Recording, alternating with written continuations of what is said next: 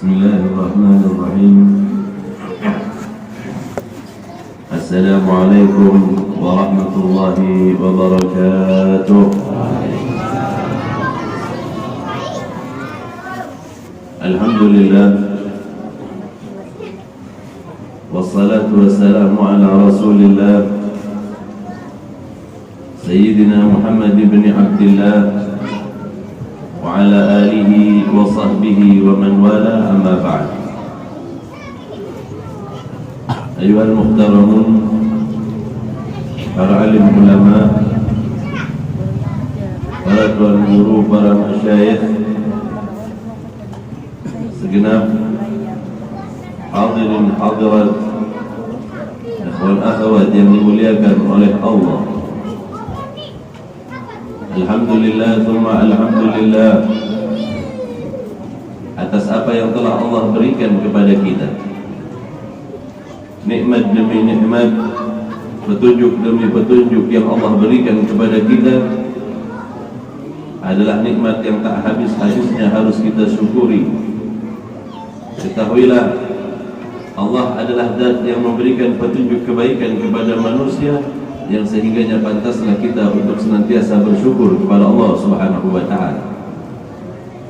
Di malam ini kita dipilih oleh Allah untuk duduk di tempat yang mulia, di waktu yang mustajabah, sama-sama untuk mengingatkan diri akan ajaran Allah, ajaran baginda Rasul sallallahu alaihi wasallam. Maka ini adalah nikmat yang luar biasa yang Allah curahkan kepada kita.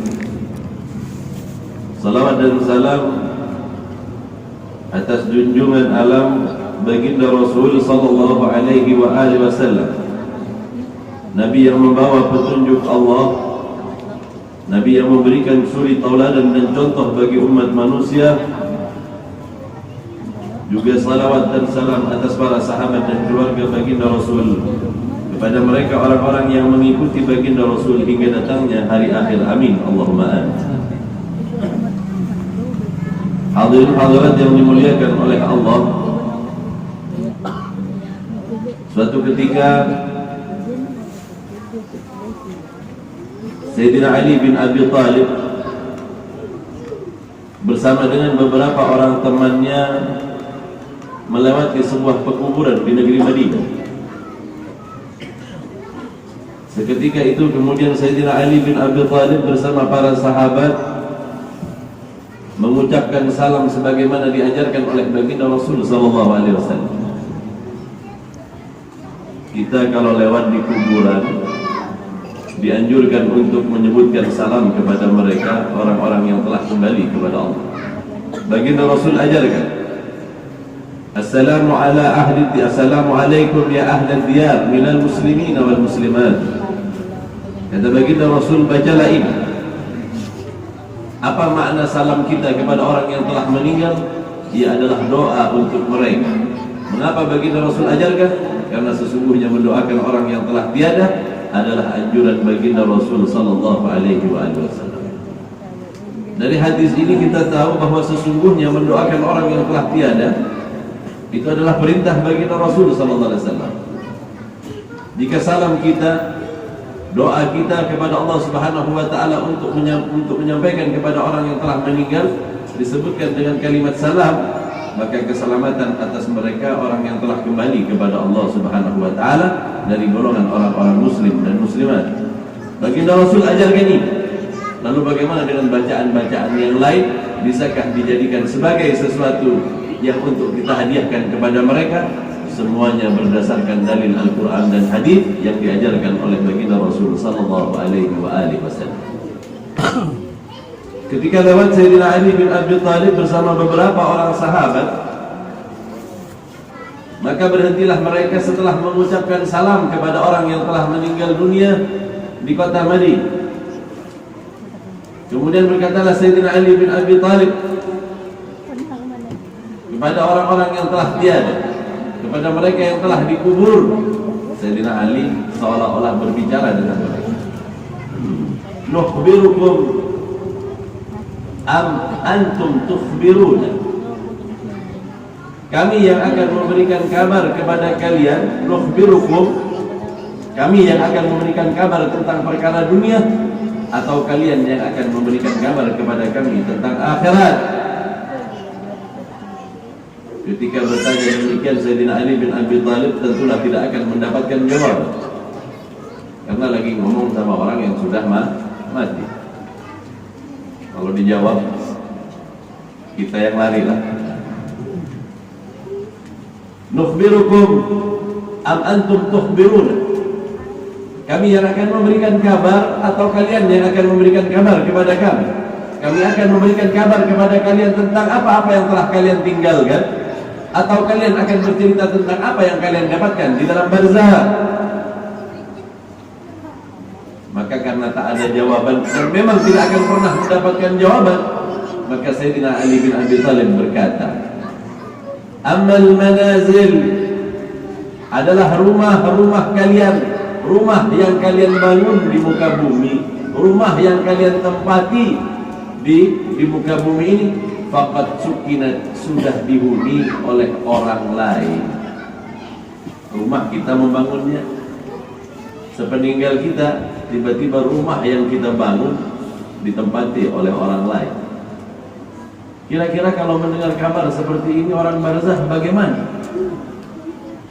Habiskan waktu, habiskan uang, habiskan modal sebanyak-banyaknya membangun rumah bagaikan istana, membangun rumah yang mewah dan megah.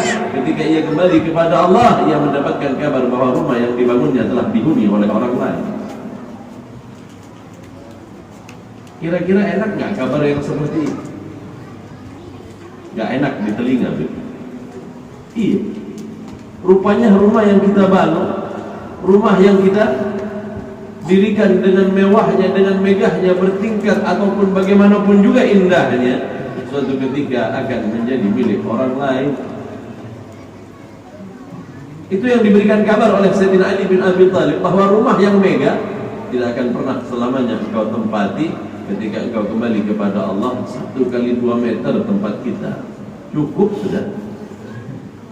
Gak ada kuburan yang mewah, gak ada kuburan yang dibuat bertingkat-tingkat, gak ada sampai sekarang. Sama seorang raja kah iya, atau seorang pejabat kah iya, atau seorang biasa, fakir miskin biasa, dia akan menempati tak lebih dari 1 kali 2 meter saja. Kalau begitu, buat apa kita bangun rumah secara megah? Gak ada gunanya. Kalau hanya ingin dipuji orang, maka hanya mendapatkan pujian, dan kelak jika kita kembali, kita tak mendapatkan manfaat apa-apa dari rumah yang kita bangun secara megah. Kemudian Sayyidina Ali juga berkata, Amal amwal, sedangkan harta yang kau kumpulkan, harta yang kau mencarinya, harta yang kau simpan, harta yang kau tabungkan, faqad kusimat, sudah dibagi di antara ahli waris. Bahkan di antara mereka, satu dengan yang lainnya tak lagi akur, bertengkar. Bahkan satu di antara mereka mengatakan 7 turunan tidak ingin kenal dengan keluarganya yang dulu adalah saudaranya sendiri. Naudzubillah waliyadzubillah. Itu harta yang kita tinggal. Ketika harta kemudian menjadi permusuhan di antara persaudaraan, ketika harta yang kita tinggalkan hanya menjadi pertikaian yang tak ada habisnya di antara keturunan kita, haruskah ini yang kita tinggalkan untuk generasi berikutnya? Naudzubillah waliyadzubillah. Kita mendengar kabar yang tak nyaman ketika kita berada di dalam barzah. Terakhir kata Sayyidina Ali, Amal azwaj, istri-istrimu yang dulu engkau sayang, yang dulu engkau kasihi, yang dulu engkau puja, faqad nukihat, telah dinikahi orang lain. Mendengar kabar ini, Pak, betul-betul membuat hati kita sakit. Begitu kita meninggal, habis masa indah, udah jalan sama orang lain. Itu yang kita cintai, itu yang kita sayang, itu yang dulu kita puja-puja, itu yang dulu senantiasa kita banggakan ke timur ke barat, bisa jadi milik orang, Pak. Jangan waktu kita mati, kadang di masa hidup perceraian juga kadang terjadi. Kemarin baru boncengan sama kita, setelah masa indahnya lewat di depan mata kita dengan laki-laki lain. La ilaha illallah. Maka merugilah mereka orang-orang yang mengumpulkan perkara-perkara dunia, dan ketika kembali kepada Allah tak satu pun dari amal akhirat yang dibawa.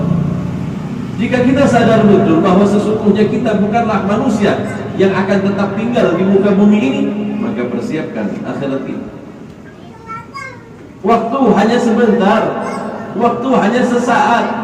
Umat baginda Rasul ini tak memiliki usia panjang sebagaimana umat yang terdahulu. Itu sebab berkata seorang faqih, seorang yang pandai, ia berkata, tuba liman razaqahullahul fahma. Sungguh beruntung orang yang apabila oleh Allah Subhanahu wa taala diberikan kepadanya pemahaman. Pemahaman ini sesuatu yang mahal harganya. Berapa banyak mereka tak paham ketika diberitahu oleh seseorang. Berapa banyak orang yang tak paham tak kala mendengarkan tausiah dan nasihat. Dia dengar, dia tahu, tetapi belum tentu ia kemudian memahami. Pemahaman ini adalah sesuatu yang sulit. Pemahaman ini memerlukan sesuatu hingga kemudian pemahaman tadi betul-betul merasuk pada diri kita dan kemudian kita mengamalkannya. Rizki dari Allah jika kita diberikan pemahaman, Pak. Untuk paham kadang-kala kita memerlukan sesuatu. Kita belajar dulu baru kemudian paham. Saya perkenalkan huruf alif umpamanya. Pak, ini alif, bentuknya seperti ini. Kalau diberi harakat di atasnya, A bacaan. Digambar dulu, diberikan harakat dulu, baru ada bunyinya dengan suara dilafalkan. Baru kemudian kita paham, oh itu huruf alif. Dulu di waktu menulis wahyu, Zaid bin Haritha, dia menulis Al-Quran karena baginda Rasul memerintahkan. Ketika dia menulis, baginda Rasul menyaksikan. Kata baginda Rasul, wahai Zaid, jika engkau menulis huruf alif, tulislah dari atas ke bawah, jangan dari bawah ke atas. Salah. Zaid, jika engkau menulis huruf ba, huruf ba itu ada perutnya, berarti bagian bawahnya pada garis yang ada di buku kita, ba itu harus ada lengkungan pada bagian bawah karena ba ada perut. Zaid, jika engkau menulis huruf ta, maka ta itu tak memiliki perut, rata bagian bawahnya. Kita menulisnya sama aja, ba, ta, semuanya sama aja gitu. Padahal ada cara menulis. Baginda Rasul yang dibilang orang yang tak pernah baca tulis. Kalau saya bilang tak pernah membaca, tak pernah menulis. Bukan tak bisa baca, tak bisa tulis, bukan. Karena baginda Rasul mengajarkan kepada Zaid dalam peristiwa hadis ini. Allah berikan kepada baginda Rasul pemahaman tanpa harus ada yang namanya media agar kemudian baginda Rasul paham. Namun kita perlu adanya media dulu, digambar dulu, baru kemudian Allah berikan pemahaman kepada kita. Kalau enggak paham-paham kita. Ada huruf namanya A, tidak saya tulis. Dan bapak-bapak, ibu-ibu ini enggak paham huruf A itu seperti apa. Ketika berjumpa dengan huruf itu saya tanya, apa ini? Tahu. Karena sebelumnya belum pernah digambarkan. Setelah digambarkan barulah paham. Ini bentuknya, bunyinya A. Nanti kalau kelihatan angka seperti ini, A bunyinya. Kita perlu ke bentuk, kita perlu suara untuk kemudian kita mengenal tentang hal ini.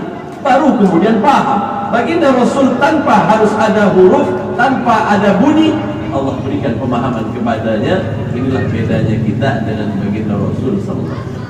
Namun kita harus belajar dulu, Pak. Kita harus kenal bentuk dulu, kita kenal bunyi dulu, baru kemudian jika Allah berkenan memberikan pemahaman, Allah berikan pemahaman. Tidak dengan baginda Rasul, Allah tuangkan kepada baginda Rasul pemahaman langsung tanpa proses belajar, tanpa proses membaca. Itu maknanya An-Nabiyul Ummi, Nabi yang tidak bisa baca dan tulis. Artinya apa? Belum pernah baca, belum pernah tulis. Tetapi memiliki pemahaman, ini berarti Nabi yang hebat. Bukan karena bisa bacakan, bukan, nggak perlu. Karena apa? Karena Allah berikan pemahaman kepada. Berapa banyak kadang orang diberitahukan oleh seseorang, diajarkan oleh seseorang, ditausiahkan oleh seseorang, diceramahkan oleh seseorang, tetapi ia tak paham-paham atas apa maksud yang dari yang disampaikan oleh penceramah tadi. Kenapa? Padahal kalau kalimatnya dimafhumi, apa yang disampaikan dimafhumi, paham aja, tetapi tidak sampai kepada pemahaman yang sesungguhnya hingga membuahkan yang namanya amal. Tidak sedikit manusia Allah ajarkan melalui sebuah kejadian, tapi tidak paham-paham juga. Banyak kejadian yang Allah berikan kepadanya. Agar apa? Agar ia mengambil iktibar, mengambil sebuah pelajaran, tapi tidak paham juga. Jika begitu, pemahaman adalah sesuatu hal yang mahal, yang datangnya dari Allah. Karena jika seseorang paham, kemudian Allah berikan kepadanya kemudahan untuk mengamalkan, itulah tadi orang-orang mukmin yang memang Allah berikan petunjuk kepadanya. Pak, mati silih berganti kita dengar. Mati silih berganti kita dengar. Di pengumuman masjid-masjid, inna lillahi wa inna ilaihi rajiun, kita dengar dari rumah, inna lillahi wa inna ilaihi rajiun. Mendengar kita, tapi belum pernah menjadi sebuah pemahaman kepada kita. Seandainya paham tentang kematian, maka taulah kita tak akan pernah meninggalkan ibadah sesaat pun kepada Allah Subhanahu wa taala. Kalau yang mati keluarga kita, baru kita agak takut. Baru agak takut kalau orang dekat yang meninggal. Namun orang lain yang meninggal, slow, Pak. Apa kata baginda Rasul? Akrab qarib yang tadir. Sesuatu yang dekat yang kita tunggu. Apa itu ya Rasulullah? Al-maut yang pasti datang kepada setiap orang. Kira-kira sadar enggak kita bahwa kita bakal mati? Sadar, paham, tetapi tidak diberikan oleh Allah Subhanahu wa taala hidayah untuk mempersiapkan segala sesuatu menyambut kedatangan. Kemarin saya ini berangkat dari Surabaya, Pak. Sehari setelah jatuhnya Sriwijaya. Lah, sudah beli tiket, dengar Sriwijaya jatuh, agak ragu mau berangkat. Takut juga, cuaca buruk katanya. Pikir berangkat nggak nih? Saya bilang, takut juga. Saya beranikan diri. Sudahlah, berangkat. Saya bilang, pesawatnya besar aja. Tapi saya lihat di kode booking 1 jam 35 menit Surabaya Pangkalan Bun. Seingat saya kalau berangkatnya sampai 1 jam setengah. Ini pesawat kecil, ATR nih, baling-baling nih. Begitu sampai di bandara, betul, hujan sudah 2 jam yang lalu mengguyur Surabaya. Ketika saya lihat pesawatnya, betul pesawat kecil. La ilaha illallah. Semakin menjadi kita kan. Mikir saya, batalkan aja bagus. Ragu untuk melangkah. Karena apa? Takut pada yang namanya mati. Karena apa? Baru dengar ada pesawat. Biasanya orang itu menjadi ketakutan jika terjadi kepada sesuatu yang sama kepada diri. Maksudnya apa? Baru ada pesawat jatuh, besoknya kita mau naik pesawat. Itu kita punya jantung, spot jantung, Pak.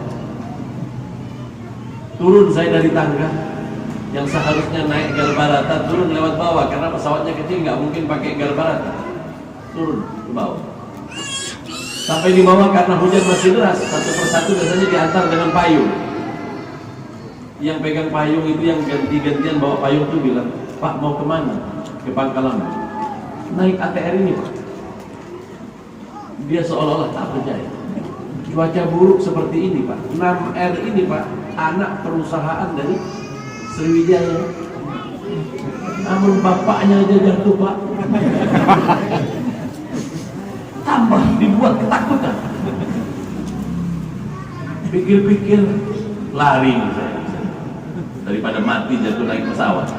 Tapi kemudian terngiang kembali. Sebenarnya dimanapun kau akan melangkah, jika ketentuan Allah ada, di sana kau akan menemui. Pikir-pikir semalam juga nggak ada mimpi isyarat bakal mati. Insya Allah selamat saya. Tawakal kepada Allah. Walaupun ketika naik cuaca buruk di atas pesawat, nggak lupa saya sama Allah. Ingat terus. Kenapa? Takutan.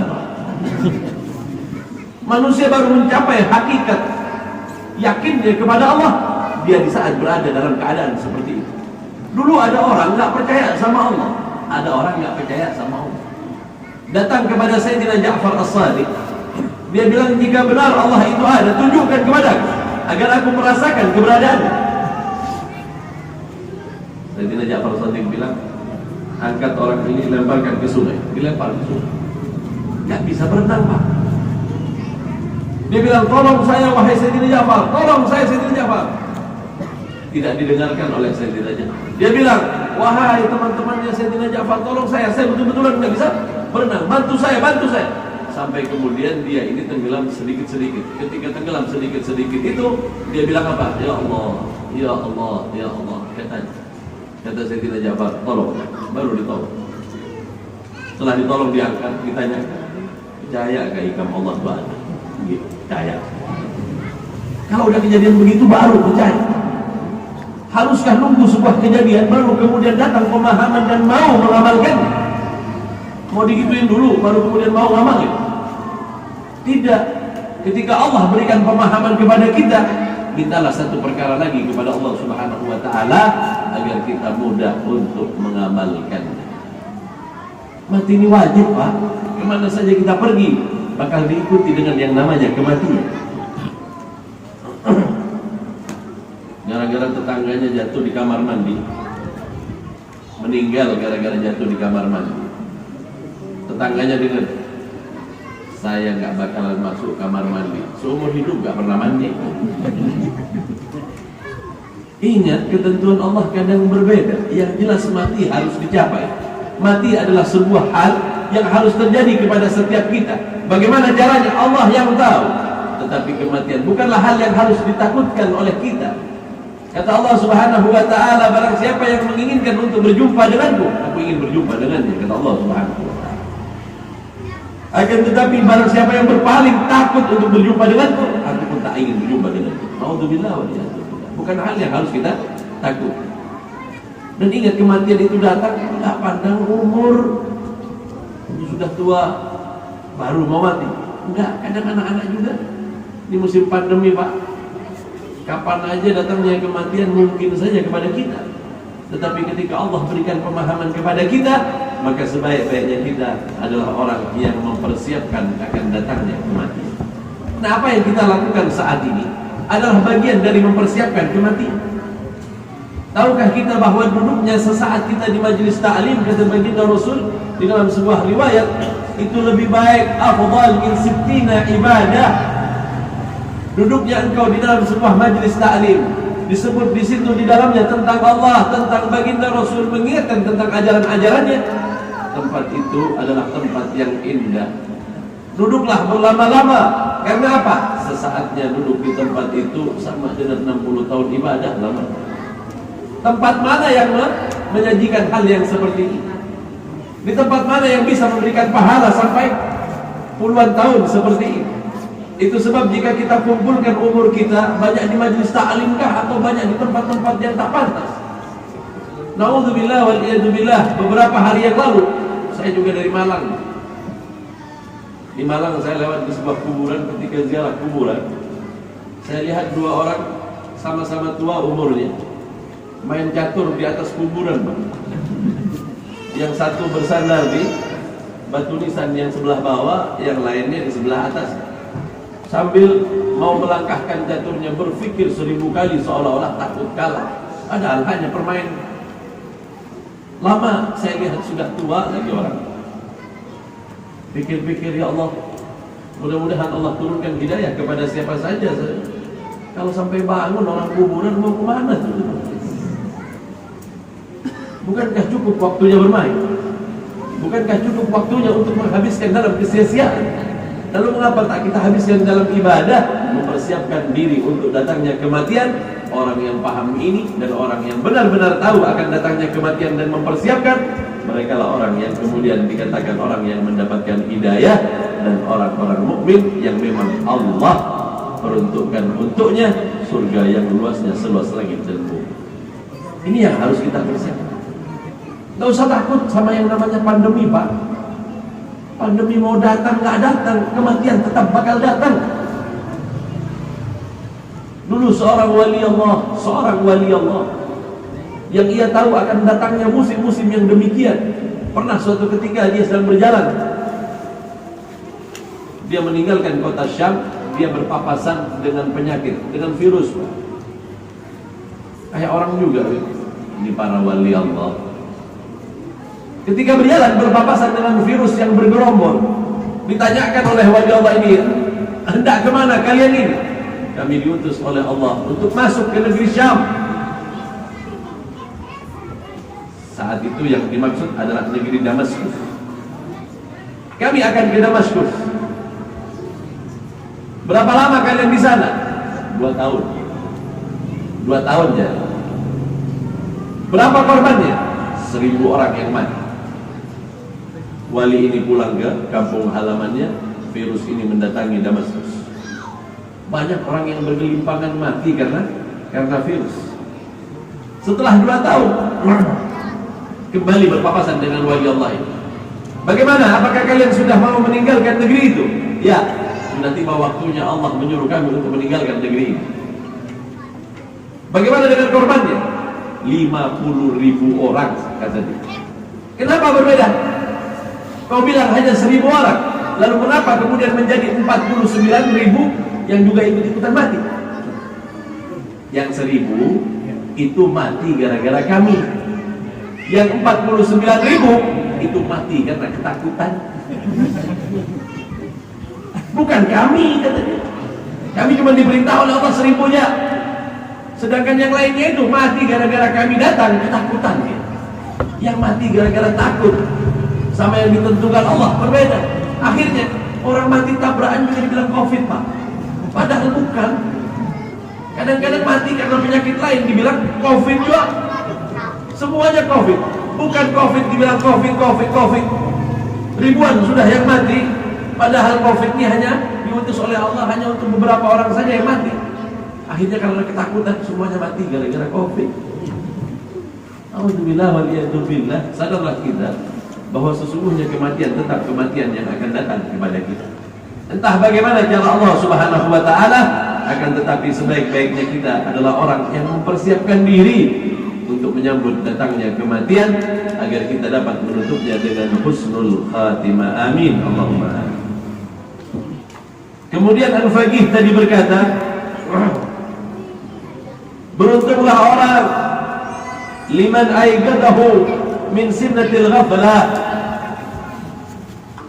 Beruntung orang yang kemudian oleh Allah berikan kepadanya kesadaran dan ia meninggalkan segala sesuatu sifat-sifat yang buruk.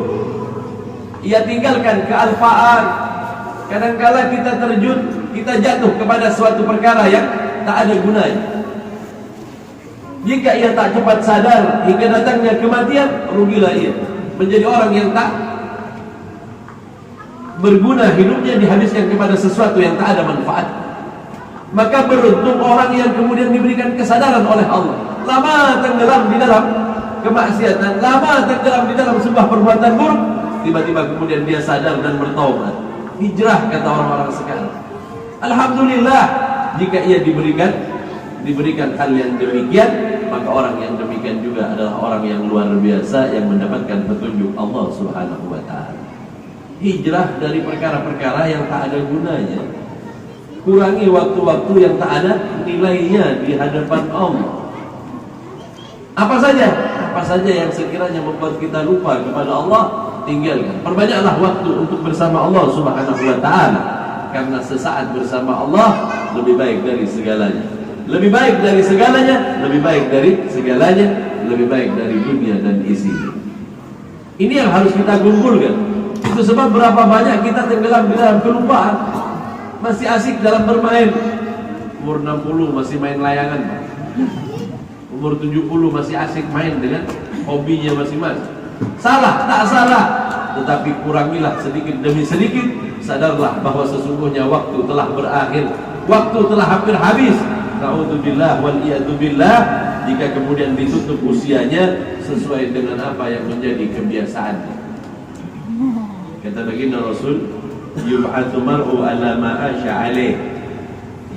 Orang itu akan mati dengan apa yang paling banyak ia kerjakan.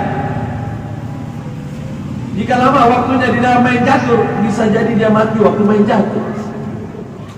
Beb, saya ingin meninggal dalam sholat, perbanyaklah sholat. Beb, saya ingin meninggal ketika saya membaca Al-Quran, habiskan waktu di dalam membaca Al-Quran. Ada orang beb mati pas lagi main HP, waktu paling banyak yang dia habiskan adalah bermain HP.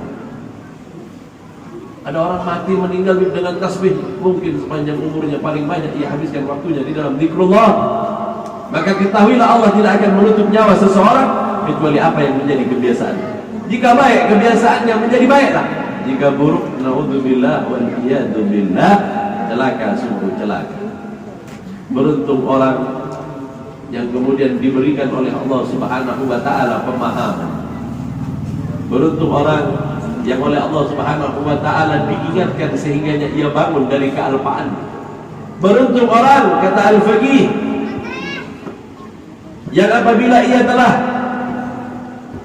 diberikan pemikiran sehingganya ia mempersiapkan untuk kematian. Beruntung orang yang tahu persis kemana arahnya, kemudian ia diilhamkan oleh Allah untuk mempersiapkan apa yang harusnya dia bawa untuk kembali kepada Allah. Ini keberuntungan yang semuanya berasal dari Allah. Beruntung orang yang kemudian diberikan rezeki oleh Allah di dalam pemahaman. Beruntung orang yang kemudian diberikan oleh Allah Subhanahu wa ta'ala kesadaran dari kelupaannya. Beruntung orang yang oleh Allah Subhanahu wa ta'ala diberikan akal sehingga ia mempersiapkan apa yang nantinya ia akan hadapi. Kadang ada orang tahu dirinya bakal mati, tetapi ia tidak mempersiapkan apa-apa. Mungkin ia orang yang paham, akan tetapi ia yang orang tidak diberikan persiapan untuk menyambut datangnya kematian. Ini penting mengingatkan tentang kematian agar kita beristirahat sejenak, rehat sesaat untuk mempersiapkan datangnya kematian. Jika ia datang, kita adalah orang yang siap dan kita menutup usia kita dengan husnul khatimah. Amin, Allahumma amin. Semoga Allah tutup umur kita dalam kebaikan. Hadirin hadirat yang dimuliakan oleh Allah, mengingat kematian mengurangi kita, mengurangi hati kita kecintaan kepada dunia. Sehingga apa yang kita miliki, apa yang nantinya kita punya, tidak akan membuat hati kita berubah untuk mempersiapkan segala sesuatunya saat kita kembali kepada Allah. Itulah harapannya. Jangan sampai kemudian dunia membuat kita lupa. Jangan sampai kemudian dunia membuat kita alpa atau semakin tenggelam di dalam kenikmatannya, kenikmatan sesaat yang kemudian membuat kita tersesat selamanya di negeri akhirat. Na'udzubillah wal iyadzubillah. Hadirin hadirat yang dimuliakan oleh Allah, sadarilah dan datangkanlah pemahaman, sehingganya pemahaman tadi melahirkan sebuah keinginan untuk beribadah, dan sehingganya kita adalah orang yang berpikir tentang bagaimana nantinya kita kembali dan mempersiapkan apa-apa yang harusnya kita bawa. Amin, Allahumma amin. Semoga Allah senantiasa menghidayahkan kita hal yang seperti ini, sehingganya saat kematian atau ajal tiba kepada kita, kita adalah orang yang siap untuk menghadapinya. Amin, Allahumma amin. Hadirin hadirat, ikhwan akhwat yang dimuliakan oleh Allah, sedikit yang saya sampaikan ini kita bisa sambung dengan tanya jawab. Mungkin ada yang hendak dipertanyakan, baik tentang apa yang telah saya sampaikan atau tentang apa saja yang berkenaan dengan hukum yang terjadi di masyarakat kita, atau sebuah hal yang ingin ditanyakan dari sebuah permasalahan-permasalahan yang ada. Ingat, nanyanya masalah ilmu agama. Kalau tentang pasar, Pak, ada yang ahlinya, bukan saya. Lah, tanyakan tentang sesuatu yang berkaitan dengan apa yang tadi saya sampaikan, atau tentang apa-apa yang berkaitan dengan ilmu agama. Semoga Allah Subhanahu wa ta'ala memberikan pemahaman, semoga Allah Subhanahu wa ta'ala mengilhamkan pengamalan, dan semoga Allah Subhanahu wa ta'ala memberikan kepada kita persiapan untuk menghadapi segalanya. Amin, Allahumma amin. Yang ulun mau tanyakan, apa bedanya orang yang bertarikat dengan orang yang tidak bertarikat? Assalamualaikum warahmatullahi wabarakatuh. Orang yang bertarekat dan orang yang tidak bertarekat. Orang yang bertarekat, orang yang terikat. Orang yang tidak bertarekat, tidak terikat. Terikat dalam apa? Terikat dalam sebuah sumpah untuk senantiasa mengamalkan zikrullah hingga saatnya ajal tiba, menutup usia di dalam husnul khatimah. Mereka orang tarekat adalah orang yang berjanji kepada guru mereka untuk mengamalkan sebuah bacaan zikrullah, baik itu la ilaha illallah, Allah Allah ataupun hu, dan itu hendak ia kerjakan sepanjang umurnya. Sehingga jika sudah mentradisi di dalam hidupnya membaca kalimat ini, ia akan menutup usianya di dalam hal yang demikian. Tarekat itu adalah cara mudah untuk kembali kepada Allah menuju husnul khatimah. Bagaimana caranya? Ya dengan melazimkan diri membaca zikrullah. Orang yang bertarekat berarti orang yang telah mengerjakan segala sesuatu yang sifatnya syariat. Salat 5 waktu ia kerjakan. Mustahil rasanya orang bertarekat kemudian meninggalkan segala perintah yang wajib kepada diri. Ulun bertarekat, tapi ulun kada salat kada ini. Dengan mudah kita tahu bahwa ia berbohong. Orang yang bertarekat memilih sebuah amaliyah yang paling mudah di antara amal-amal yang lain yang sebenarnya berat. Kalau umpamanya ada beberapa tarekat, ini ada tarekat amalannya berpuasa setiap hari, namun ada yang ikut 1-2 aja, berat berpuasa sepanjang umur. Ini ada tarekat setiap malamnya harus sholat sebanyak 1000 rakaat, mundur kita sebentar. Ada lagi apa? Ini tarekat suka bersedekah, setiap hari sedekahnya 1 juta, pelan-pelan mundur teratur kita. Berat. Apa yang hendak kita kerjakan? Dipilihlah sebuah amaliyah yang memakan waktu nggak banyak, tetapi pahala di sisi Allah luar biasa. Apa itu? Zikrullah.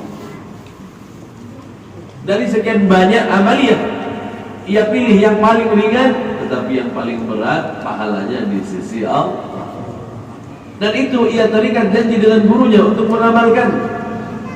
Sehingga dia berharap sang guru agar muridnya benar-benar menyebutkan nama Allah Subhanahu wa ta'ala dan hudur di dalam hatinya, sehingga ia tak jatuh lagi kepada perbuatan maksiat nantinya. Menyebut nama Allah akan mendatangkan ketenangan di dalam jiwa. Menyebut nama Allah membuat seseorang kemudian jauh meninggalkan maksiat karena ia senantiasa menyebut namanya. Itu sebab inti dari zikrullah adalah meninggalkan segala sesuatu yang buruk dan ia senantiasa terbangun ingat kepada Allah Subhanahu wa ta'ala. Itu bedanya. Lalu apa bedanya orang yang bertarekat dengan tidak bertarekat? Bedanya yang lain gak terikat, kalau yang kita terikat dengan zikrullah.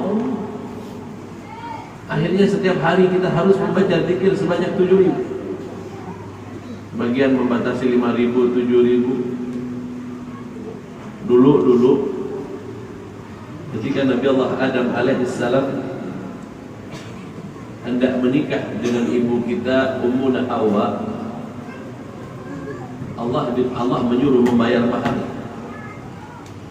Kata Allah, wahai Adam, jika engkau menyukai Hawa, bayarlah mahar. Wa ma mahruha ya Rab? Apa maharnya ya Allah? Antusalliya ala habibi Muhammadin, bersalawatlah kepada kekasihku Muhammad alfa marrah bi nafsin wahid. Bersalawatlah kepada kekasihku Muhammad sebanyak 1000 kali dalam satu tarikan nafas. Bisa 1000 riwayat ini ada di dalam kitab I'anatul Talibin. Di situ disebutkan tentang hal ini. Jadi mahar Nabi Allah Adam membaca salawat 1000 kali kepada baginda Rasul dengan 1 kali tarikan nafas. Hebat bagi Nabi Allah Adam. ayat kita ini cepat. Sehingga di Jawa ada satu pengamalan bacaan. Jika engkau mampu membaca salawat tahan nafas sampai sebanyak 100, 200 atau 300, apa yang kau inginkan maka dengan sendirinya akan Allah mudahkan kepadamu. Namun salawatnya cuma Allahumma salli ala Muhammad, Allahumma salli ala Muhammad, kuat aja kita baik. Kalau salawat bil qulub, kalau salawat nuriyah, kalau salawat fatih atau salawat yang lain, habis nafas kita Pak. Jangankan 100, 10 aja kita tahu. Tapi kalau digunakan untuk ini bagus. Dulu kemudian ini dijadikan sebagai mahabbah oleh para santri-santri, sehingga dia membaca salawat nahan nafas agar apa? Agar orang yang disukainya menjadi suka kepadanya. Ini bagus untuk jomblo-jomblo. Kalau 100 aja hebat, apalagi 1000. Kalau bisa lah. Sehingganya di beberapa tarekat kemudian ini pun ditanamkan untuk menahan nafas tak kala membaca zikrullah. Jadi bedanya orang yang berzikir dengan orang yang tak berzikir. Beda jauh, beda. Orang yang berzikir bagaikan tumbuhan yang subur, orang yang tidak berzikir bagaikan tumbuhan yang kering. Orang yang berzikir bagaikan orang yang hidup, orang yang tak berzikir bagaikan mayat berjalan. Naudzubillah wa iyadzubillah. Bertarekatkah atau tidak bertarekat, tetaplah kita harus berzikir kepada Allah Subhanahu wa taala. Bedanya orang tarekat mengambil bai'ah. Bedanya orang tarekat yang mengikat diri mereka kepada seorang guru yang mutasalsul kepada baginda Rasul, yang bersanad kepada baginda Rasul sallallahu alaihi wasallam, dan mengambil janji setia, mengambil bai'at untuk senantiasa mengamalkannya dan menjadi sesuatu yang nantinya akan dibawa olehnya tak kala kembali kepada Allah Subhanahu wa taala. Orang tarekat sama orang yang sama halnya dengan orang yang terikat dan orang yang tidak terikat. Ada lagi kan? Terima kasih. Assalamualaikum warahmatullahi wabarakatuh. Kami ingin menanyakan yang sering terjadi di masyarakat. Ini sering mengucapkan semoga husnul khatimah ya. Itu sebenarnya apakah husnul khatimah itu adalah di saat sakaratul maut? Tetapi kebanyakan yang menyebutkan itu kalau sudah seseorang itu meninggal, lalu menyebutkan apakah melalui ataupun langsung, itu biasanya sesudah meninggal, semoga almarhum husnul khatimah. Yang ingin kami tanyakan ini yang benar yang mana? Terima kasih. Assalamualaikum warahmatullahi wabarakatuh. Doa itu untuk orang yang hidup dan orang yang mati. Kalau yang sudah meninggal kita doakan husnul khatimah, yang hidup apalagi, karena masih ada kesempatan. Itu sebab doa itu ditujukan kepada orang yang hidup dan kepada orang yang mati. Yang benar mana, Bib? Ya, kalau sudah meninggal semoga husnul khatimah, semoga kita nantinya ketika kembali kepada Allah husnul khatimah. Doa-doa ini bisa dipakai untuk orang yang hidup dan orang yang mati. Doa itu bagus untuk orang yang hidup dan bagus juga untuk orang yang sudah tiada. Sebagaimana baginda Rasul tadi menyebutkan salam kepada orang yang sudah meninggal dunia. Salam itu untuk orang yang meninggal dunia kan untuk orang yang sudah tiada? Orang tiada yang meninggal dunia atau orang yang masih ada? Sama aja. Kepada yang hidup kita bilang assalamualaikum. Kepada yang sudah meninggal, assalamualaikum ya ahli diyar. Orang yang telah menempati sebuah tempat yang berbeda dengan tempat yang kita tempati. Jadi kalau begitu doa itu untuk orang yang hidup dan untuk orang yang mati bisa saja. Bisa saja. Wallahu a'lam. Assalamualaikum. Ini masalah salat. Seandainya ini salat maghrib, si pulang ini datangnya sujud terakhir, sedangkan di pas si pulang ini sudah 2 rakaat, ketinggalan 2 rakaat. Jadi yang si pulang yang terakhir ini apakah ikut imam atau apakah ikut yang di depan yang makmum atau masbuk tadi juga?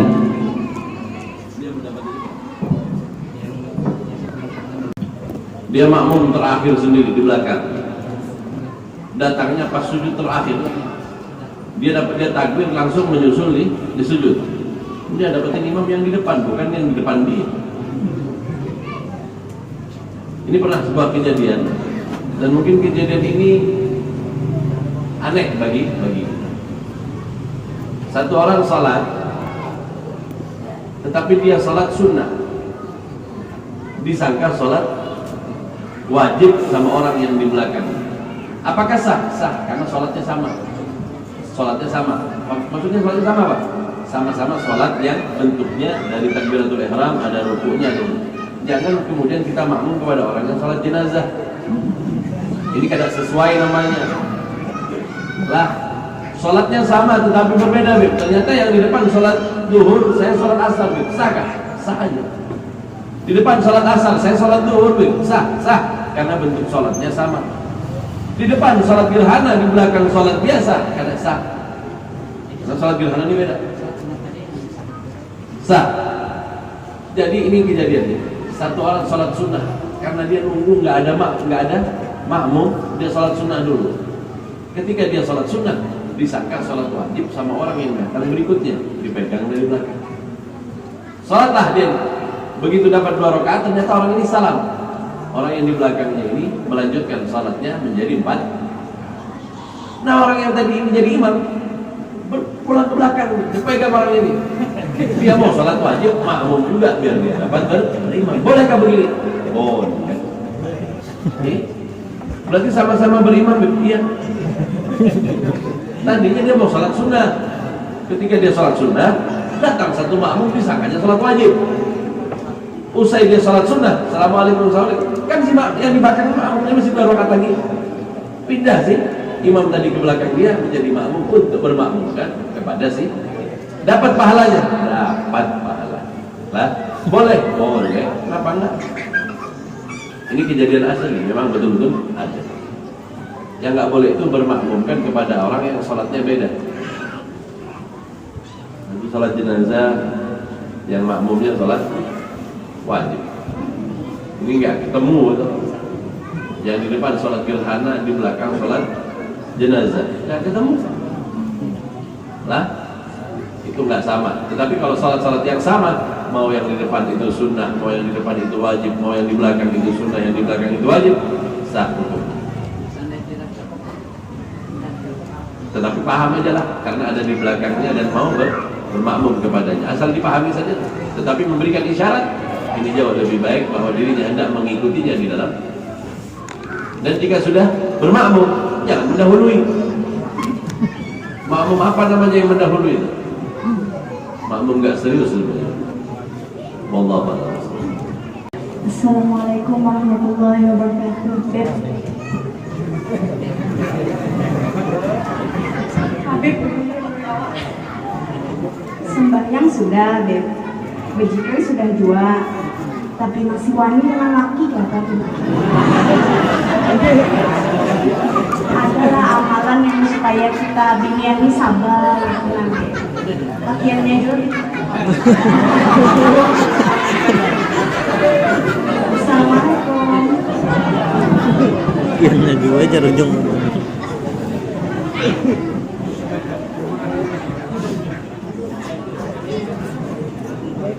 Di dalam sebuah riwayat, jika seorang anak belum menikah, maka harus mencari keridhaan di tangan orang tuanya. Ridha Allah fi ridha al-walidain. Keridhaan Allah berada pada keridhaan orang tua. Kapan? Jika si anak masih belum menikah. Wa sukhtullahi fi sukhtil walidain. Dan murkanya Allah berada pada murkanya kedua orang tua. Kapan? Di waktu seorang anak masih belum menikah. Tetapi ketika seorang anak, wabil khusus anak perempuan telah menikah, berpindahlah tanggung jawabnya kepada sang suami. Sang suami yang nantinya akan memikul bebannya di hari di mana ia akan kembali kepada Allah. Jika pertanggungjawabannya kepada suami kemudian dia mendurhakai suaminya, maka alangkah celakanya wanita-wanita yang demikian. Seharusnya Dia itu menyayangi kita, Beb. Bagimanalah kita nggak mau cerewet, Beb?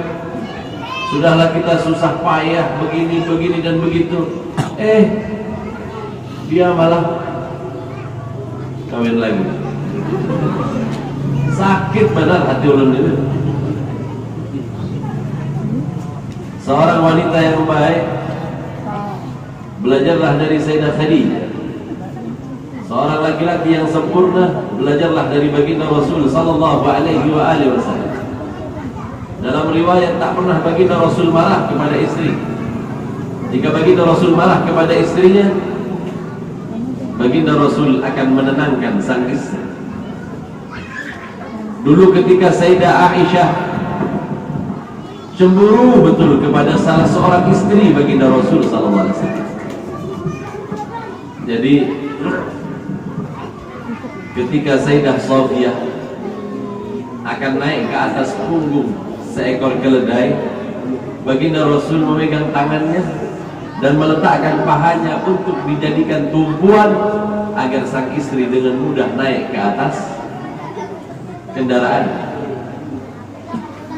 Sayyidah Aisyah, istri yang paling muda, satu-satunya yang masih perawan tak kalah dikawini oleh baginda Rasul, melihat kejadian itu sakit hatinya melihat baginda Rasul menuntun tangan dari Sayyidah Sofiyah dan diangkat ke atas keledai.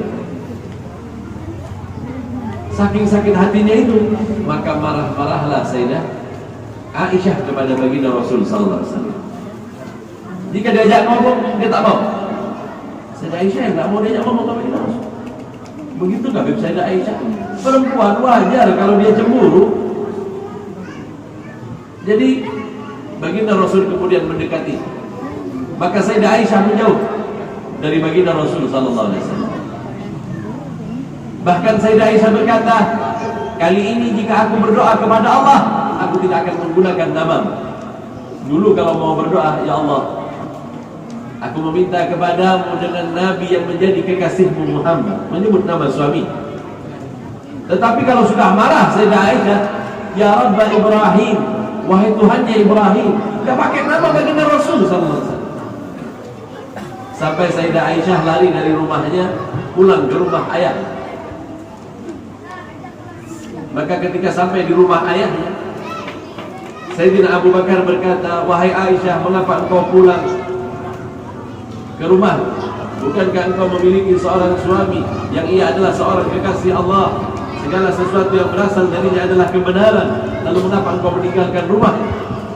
Tidak wahai ayah, aku sedang marah kepadanya. Wahai Aisyah, bertobatlah kepada Allah, karena tak mungkin Rasulullah salah, pasti ini adalah kesalahan. Marah Sayyidina Abu Bakar sampai Rasulullah kemudian datang. Ketika Sayyidina Abu Bakar marah-marah kepada Sayyidah Aisyah, Rasulullah berkata, wahai Abu Bakar, aku jauh lebih berhak dibandingkan engkau kepadanya. Suami jauh lebih berhak dibandingkan mertua. Karena apa? Ini tanggung jawab dia. Sehingganya Rasulullah membawa pulang ke rumahnya. Ketika dibawa pulang oleh baginda Rasul ke rumahnya, Sayyidah Aisyah tahu persis dia akan dimarahi oleh baginda Rasul. Maka baginda Rasul berkata, pejamkan matamu wahai Aisyah. Aisyah memejamkan mata, dia takut sekali. Kemudian dia agak menjauh mukanya, khawatir dia ditempeleng oleh baginda Rasul. Tapi apa yang terjadi, kata Sayyidah Aisyah, ketika aku marah dan cemburu kepada baginda Rasul, kusangka ia akan memukulku. Tiba-tiba dekapan tangan baginda Rasul menyentuhkan dadanya kepada dadaku, sehingga aku menjadi terhenti amarah. Oh begini caranya menghentikan marahnya perempuan, Beb? Iya, maunya marah bini kita lah, peluk, biarkan aja jadi marah. Beb, sudah Beb, dipeluk sudah, dibelikan ini sudah, diberi ini sudah, ini semuanya sudah. Kenapa masih marah juga, Beb? Apa kesalahannya? Ulun kawin lagi, Beb. Oh kalau yang itu nggak bisa. Itu jangankan pelukan, Pak, apa saja nggak mempan kalau yang itu. Nah, seorang suami belajarlah dari baginda Rasul sallallahu alaihi wasallam tentang bagaimana memperlakukan seorang wanita. Kata baginda Rasul di dalam sebuah riwayat, al-mar'atu kadh-dhil', Wanita itu tulang yang bengkok. Idza agamtaha gassartaha. Jika engkau luruskan, patah dia. Wa idza istamta'ta biha istamta'ta biha. Akan tetapi jika engkau bersenang-senang dengannya, engkau akan mendapatkan kesenangan darinya. Perempuan ini udah bengkok lah, dia lebih mementingkan urusan dia dalam masalah perasaannya. Jaga saja perasaannya, maka engkau akan mendapatkan kecintaannya. Itu aja. Lalu kalau diluruskan, putus, pecah, hancur. Ini baginda Rasul mengatakan demikian. Coba lihat aja ibu-ibu kalau lagi naik sepeda motor. Itu Pak, lampunya ke kiri, beloknya ke kanan. Terus ketika kita hampir nabrak, dia melihat kepada kita, marah-marah dia sama kita. Padahal yang salah dia. Jangan dilawan, biarin aja. Memang begitu. Mau diapakan? Nah ini wanita. Maka baginda Rasul adalah satu-satunya manusia yang paham akan kepada wanita. Itu sebab belajarlah dari baginda Rasul tentang memahami seorang wanita, sehingga engkau pun akan mendapatkan cinta seorang wanita sebagaimana baginda Rasul sallallahu alaihi wasallam. Cerita baginda Rasul panjang, Bu. Tetapi di antara salah satu yang membangun kedekatan seorang suami istri adalah membangun kebersamaan. Kata Sayyidah Aisyah, suatu malam kadang baginda Rasul menggandeng tanganku dan mengajakku keluar untuk berjalan-jalan. Ini perlu dilakukan dan ini sunnah dari sunnah kenabian. Jalan-jalan berdua di waktu malam, sunnah pernah dilakukan oleh baginda Rasul sallallahu alaihi wasallam. Tidur di pangkuan seorang istri, sunnah. Kebanyakan kita kurang harmonis karena sudah tua, merasa nggak pantas. Salah. Biar sudah tua, perlu juga kita tidur di pangkuan istri. Istri muda gak? Istri tua? Istrilah, pokoknya istri. Menyisir rambut suami, sunnah. Mandi berdua bersama suami, sunnah. Kalau saya ceritain banyak sunnahnya, tetapi banyak kita tinggalkan. Padahal inilah yang kemudian semakin merekatkan kita, hubungan kita dengan istri kita. Mengapa hanya berlangsung sampai umur 40 saja kemesraan saya? Karena kurangnya kita meniru baginda Rasul di dalam kehidupan kita. Kadang-kadang perlu berjalan berdua walaupun sudah tua. Sebagaimana baginda Rasul ajarkan.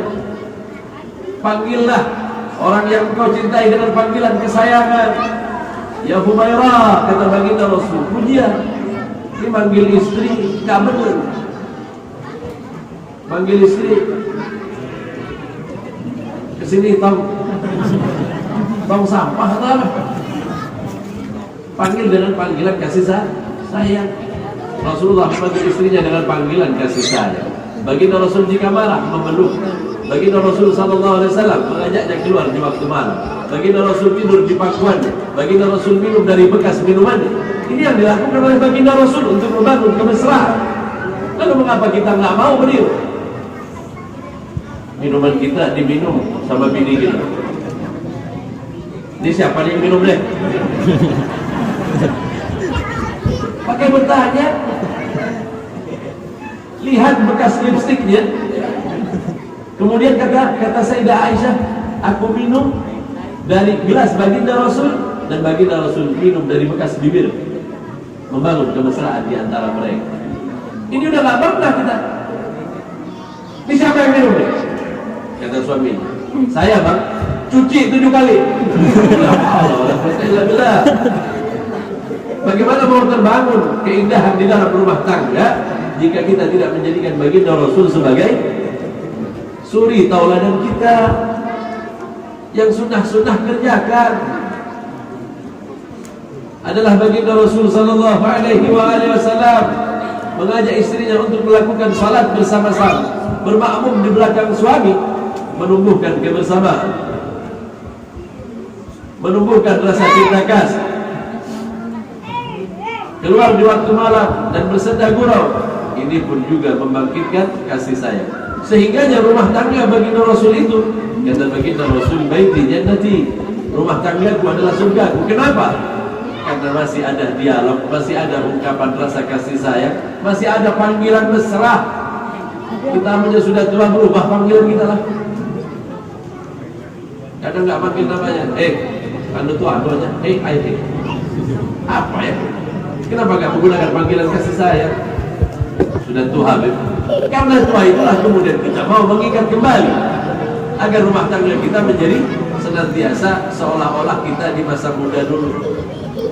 Ini kawin baru dapat 2 bulan, panggilan sayang sudah nggak ada. Jalan berdua nggak pernah. Nah, suami kemana, istri kemana. Lalu bagaimana mau membangun sebuah rumah tangga bahagia? Maka jadikanlah baginda Rasul sebagai suri tauladan kita. Berbaktilah kepada suamimu, karena sepeninggal kedua orang tuamu nantinya Allah memintamu untuk berbakti kepadanya. Di masa hidupnya engkau harus berbakti kepadanya, engkau harus taat kepadanya. Tidak kecuali di dalam perkara-perkara yang membawa kalian kepada ketaatan. Lihatlah bagaimana Asia bintu Muzahib yang memiliki seorang suami seperti Fir'aun yang akhlaknya luar biasa buruk, yang Allah mengancam di dalam Al-Quran, tetapi Asia belum pernah menolak apa yang menjadi permintaan dari Fir'aun, walaupun suaminya seperti itu. Asia bintu Muzahib belum pernah melawan sama sekali. Apa suami kita kayak Fir'aun tuh? Maka harus jadi Asia lah. Kalau suami bagaimana, Bib? Jadilah engkau Ayub, tak kalah harus bersabar kepada buruknya perangai seorang istri. Dalam sebuah hadis disebutkan oleh baginda Rasul, man sabara ala su'i hulki zawjatihi a'tahu Allah mithla ma a'ta Ayyub fi bala'. Jika seorang laki-laki bersabar akan buruknya perangai seorang istri, Allah berikan kepadanya pahala sebagaimana pahala Nabi Allah Ayyub alaihi salam. Kemudian apa kata baginda Rasul? Man sabarat ala su'i hulki zawjiha a'taha Allah misla ma a'ta Asia bintu Muzahib li mala'iha. Jika seorang perempuan bersabar atas buruknya perangai sang suami, Allah Subhanahu wa taala berikan pahala sebagaimana kesabaran Asia bintu Muzahib tak kalah diuji oleh Allah dengan suami yang namanya Fir'aun. Bersabar intinya di dalam rumah tangga, akan tetapi di dalamnya dibangun sebuah peribadatan kepada Allah Subhanahu wa taala. Wallahu a'lam.